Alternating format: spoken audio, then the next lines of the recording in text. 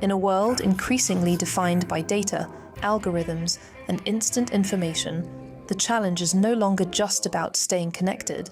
It's about staying aware, informed, and resilient. Can media literacy empower people to navigate this complex new reality? It is precisely these questions that brought global media leaders, thinkers, and policymakers together in the cultural heart of Karabakh, in the city of Shusha, for one of the most vital conversations of the year. Today, we don't just consume news, we navigate it. On the third Shusha Global Media Forum, this phrase is very often said by the media experts. In a time where truth competes with speed and facts must fight of space among feeds, the third Shusha Global Media Forum steps in not just as a global event, but as a response to a global media turning point. Held in the symbolic city of Shusha, a place of a cultural revival and strategic vision, the forum gathered voices from across the world and professionals, policymakers, academics, and digital innovators, all converging under one vital theme: digital pathways, strengthening information, and media resilience in the age of artificial intelligence. But what did that look like in the practice? Let's hear from the experts themselves. In the early 1990s, Azerbaijan faced isolation, propaganda, disinformation, and had over 1 million refugees. 20% of its territory was gone, no hope in sight. The most painful question President Aliyev heard back then when visiting refugee camps was, "When will we return home?" Many are still haunted by that question. But yesterday's message was clear: never give up. The answer is in your heart and your actions. Don't wait for miracles. Act. Believe. That's why this forum touches me so deeply.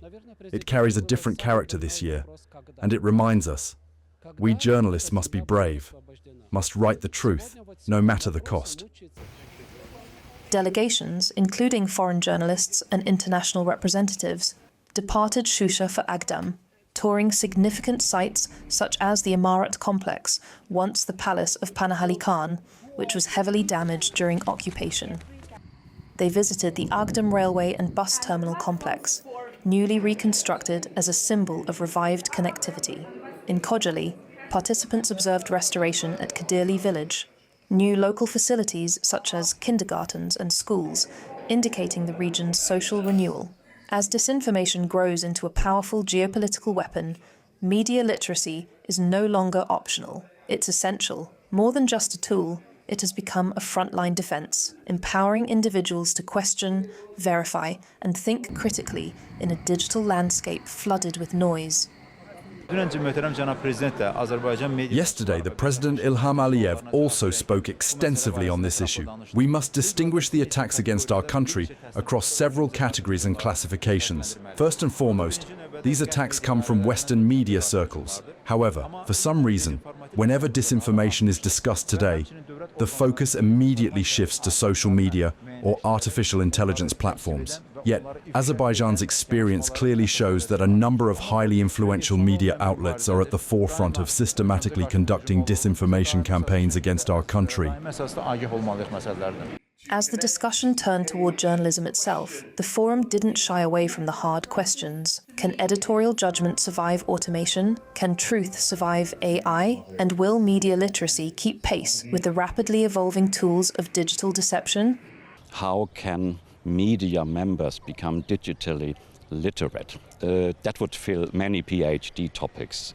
But starting with one event like this is perfect, because if I'm not wrong, 140 international guests, 52 countries, and of course all you from Azerbaijan. And you talk about artificial intelligence. And perhaps last year we did more social media and disinformation. This year it is probably more about digital life. Artificial intelligence, is it a threat or not? Now, if the audience here agrees about the subject, that is a wonderful bridge builder, is it not?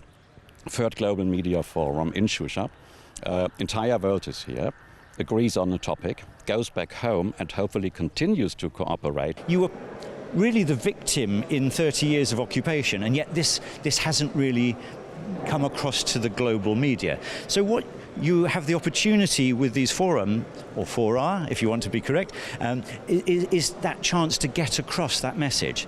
But I would say you need to be very, very clear, because for every Azerbaijani knows what happened in Agdam.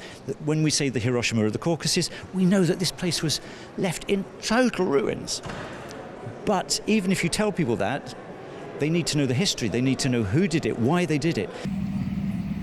As the guests are exploring pressing issues of the digital era, the forum is preparing for its third day to give answers to even more questions.